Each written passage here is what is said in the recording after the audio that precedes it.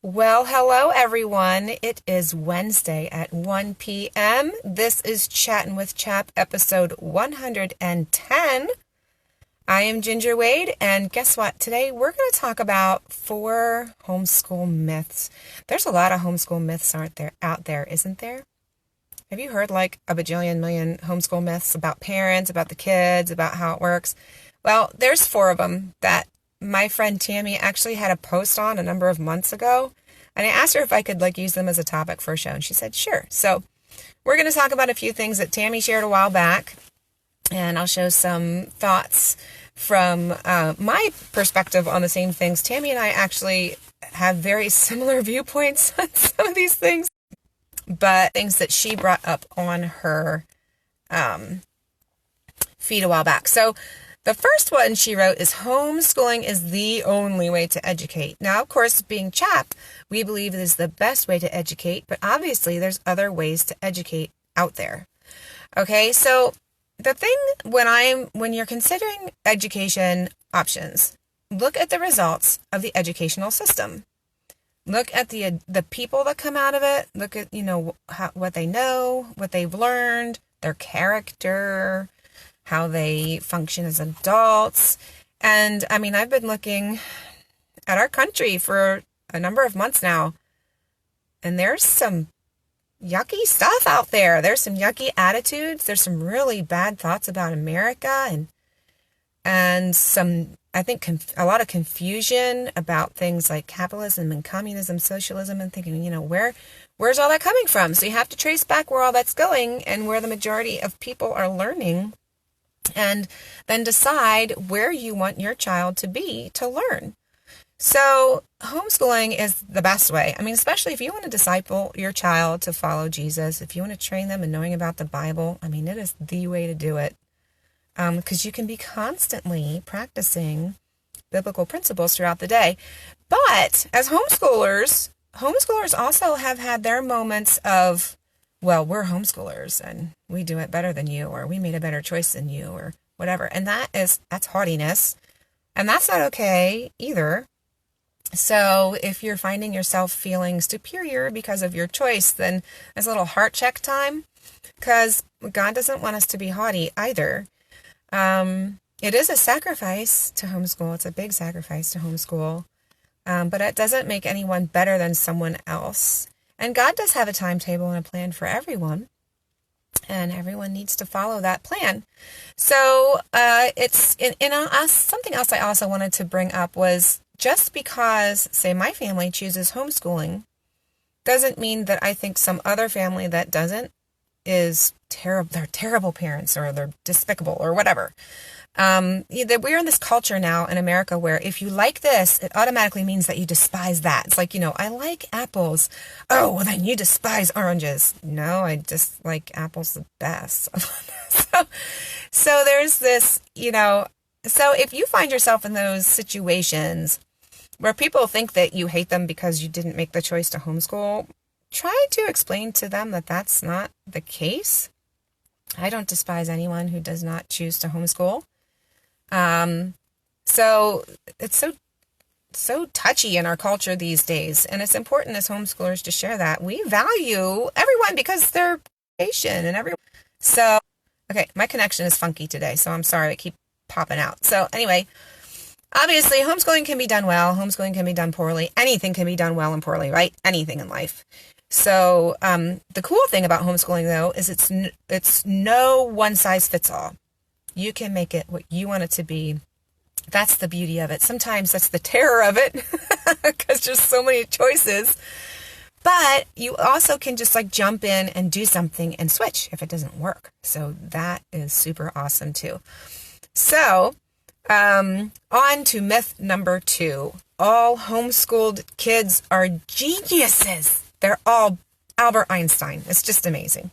So, not true. So, I think my children are smart. I know Tammy said on her post she feels her children are smart, but they are not geniuses. And you know what? There's ultra smart kids that are homeschoolers and in public school. There's there's struggling kids who are in both places. There's average kids. It's a mix everywhere. It's not like you do this thing and your kid's going to be a genius.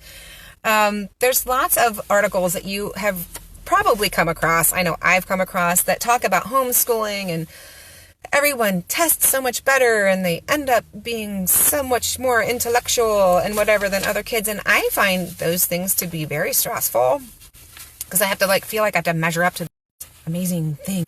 Action is so frustrating. Okay, so another thing I wanted to mention is that early on, I don't doubt that there were many, many really smart homeschool kids, and they pushed their kids because they had to prove that it could be done.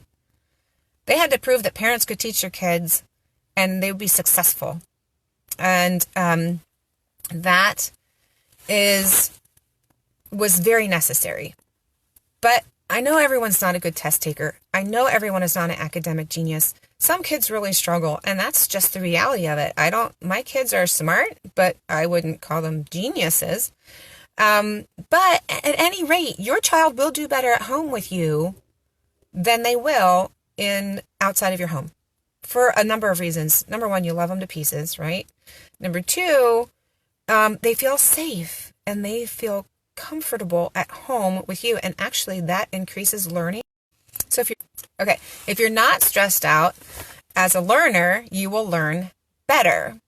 Okay, so, but also something else we need to remember is life is not about being a genius. Life is about following God's will for you.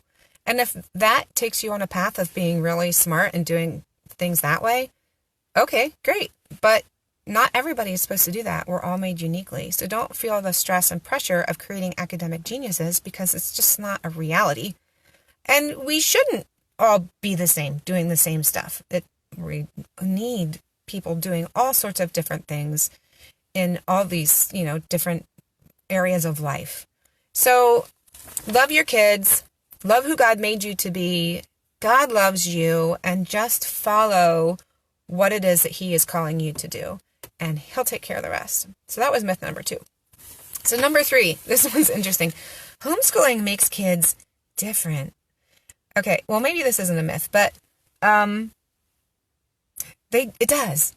It does make kids different, because we're at home, especially if you're training your kids in biblical living.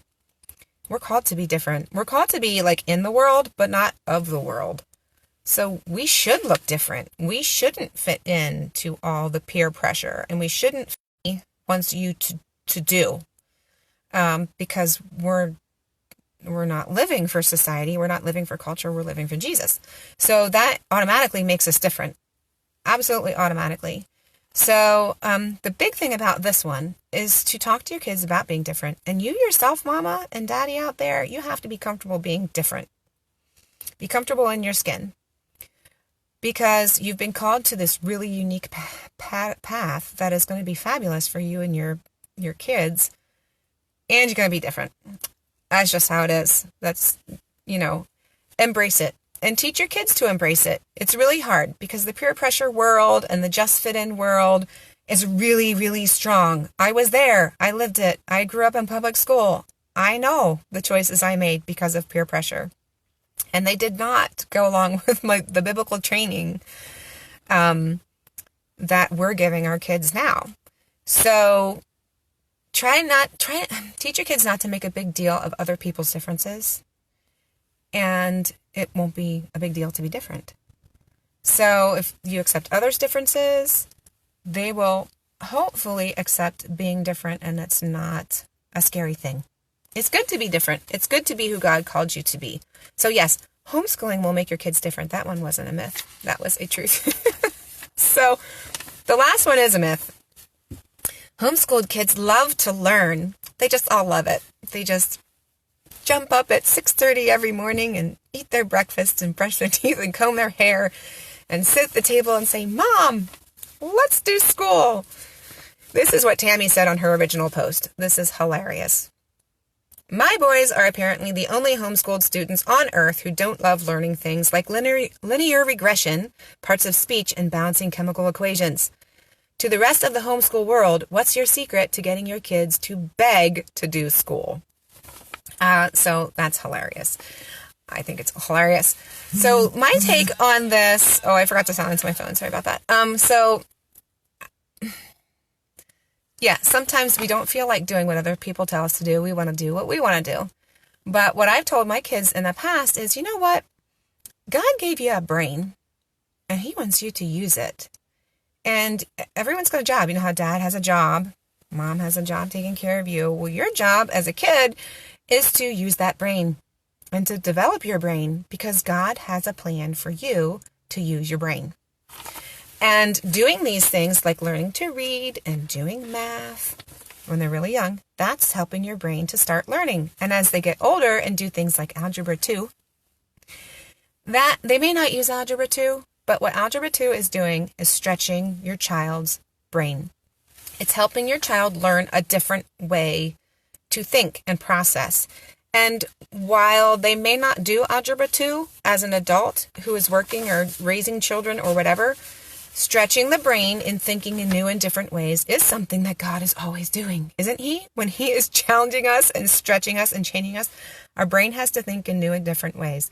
So as our kids are growing and doing school, they're learning how to grow and stretch their brains.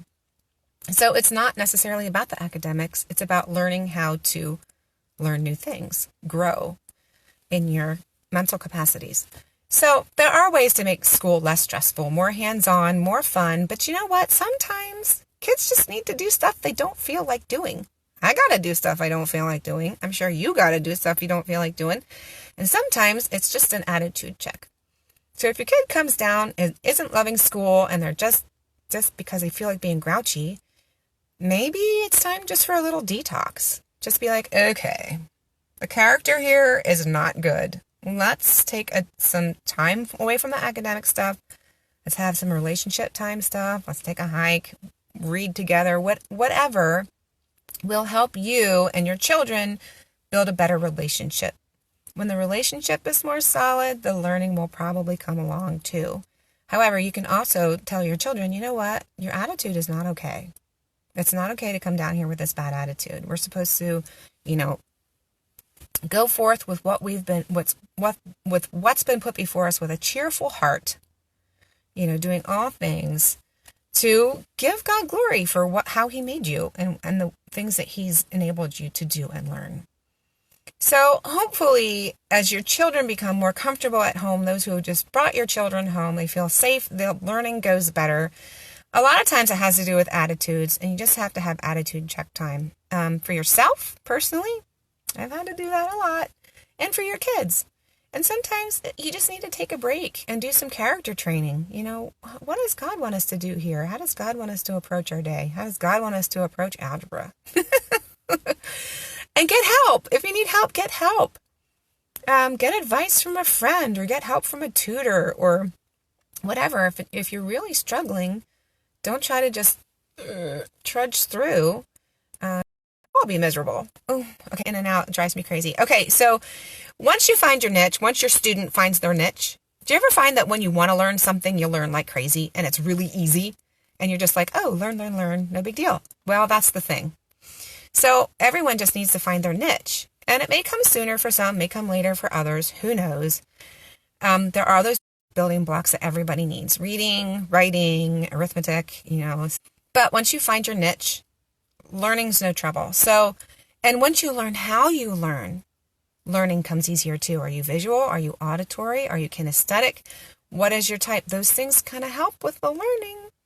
So when you hit that subject that really lights your fire, the learning is easy. So it's not that you can't learn or your child can't learn. It's just that it's not really the subject they feel like learning. But if it's your basic core stuff, they got to do it. So I've lightened up on my kids. The ones that I know are not going to do science, I don't make a big deal of the work that's done in science. They do it. But I don't want, well, this you didn't do, whatever. I don't. But if it's what fuels them and that I know they're really good at, then the expectation grows there because that's where God has gifted them and they need to learn and grow because he's probably going to have them do something with that, right? So just keep that in mind and, take the pressure off. You don't have to be awesome in everything. You don't have to be genius in everything, right? So, and the other thing I wanted to remind you of, give your kids opportunities to try new things, crazy things, wacky things. Sure, you got to do the basic stuff, but maybe there's something out there that is totally crazy that you never thought, and there's jobs in it, and your kids love it, and they can learn it. I don't have any suggestions for you, but yeah, let them try some crazy stuff, because you might find a passion there, and then help them as they grow through that. So that's great. So finishing up, I was reminded recently about reconnect. Okay, Luke chapter 6, verse 40. I'm going to read it to you. A student is not above his teacher, but everyone who is fully trained will be like his teacher. So no matter where your child is learning, if you're considering homeschooling or you are a homeschooler, wherever your child is learning, your child will be like the teacher. That's you, mamas. Your child will be like you. So think about that. Heart check, little Bible study time on your own. Or if your child's not at home with you homeschooling and you're just considering homeschooling, what are the teachers like? What are they teaching? What is their view on God? What is their view on America? What is their view on all these things that are important to you to pass on to your child? Your child will be like their teacher, whoever that teacher is. So keep that in mind. Be encouraged. Be encouraged. I have a little website here I'm going to pop up, homeschoolpennsylvania.org. Lots of information on the law and homeschool out there, little videos that Dee and I made that explains the law. Now, some of them out there do have the compulsory age at 8. Those are old. The compulsory age is 6. I just thought I'd mention that and pop that back up here again. And share those with your friends who are looking into homeschooling and need information. Tons of information out on that website. Very helpful. Also, of course, chaponline.com. Lots of stuff and resources there. If there's any topics or questions you have, please post below. I would love to hear what you have questions about. Also, if you're listening on a podcast out there in podcast world, I know you can't see the comments from the Facebook post, but you can message us on Facebook. You can also use our contact form on chaponline.com. To contact us with your questions. I would love to answer them, and I will be doing like a mailbox day, Q&A day, I guess is what I'm going to call it.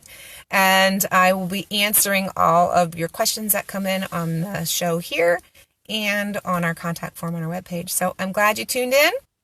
I hope you were encouraged, and I will see you next Wednesday. All right, take care. Bye-bye.